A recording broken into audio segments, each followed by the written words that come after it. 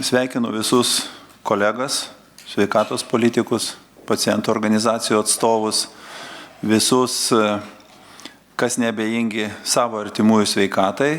Ir šiandien mūsų renginys skirtas plaučių vėžio žinomumo mėnesiui, kuris pasaulyje minimas būtent lapkričio mėnesį. Ir šiandien kalbame apie ligą, kuri kasmet Lietuvoje dėja nusineša 1200 gyvybių.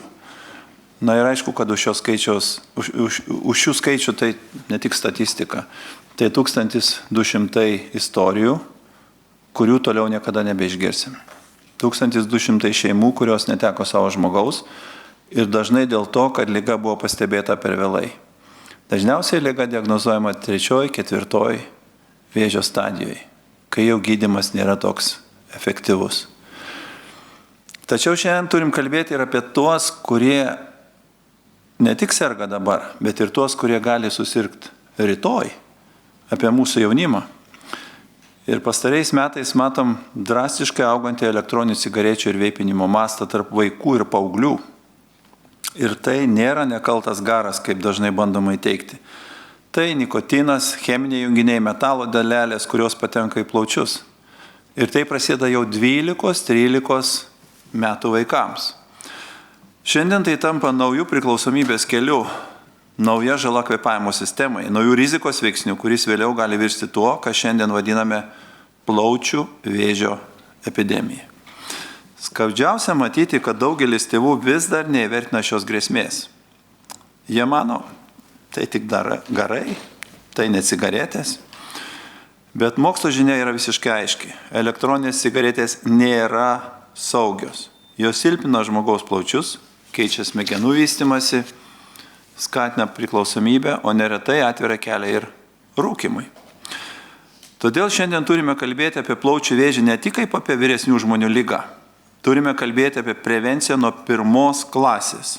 Apie jaunus žmonės, kurie šiandien įkvepia nikotino garus ir nežino, kaip tai gali pakeisti jų ateitį. Apie tėvus, kuriems turime padėti suprasti, kad tai ne mada, o pavojus. Na ir žinoma apie ankstyvąją diagnostiką. Apie tai, kad šią ligą, plaučių vėžį, galima pastebėti laiku. Apie tai, kad turime sukurti sistemą, kurioje žmogus nebūtų paliekamas vienas. O šeimos gydytojas, onkologai, pulmonologai ir visa sveikatos sistema veiktų kaip viena komanda. Mes šiandien esame čia su stipria komanda.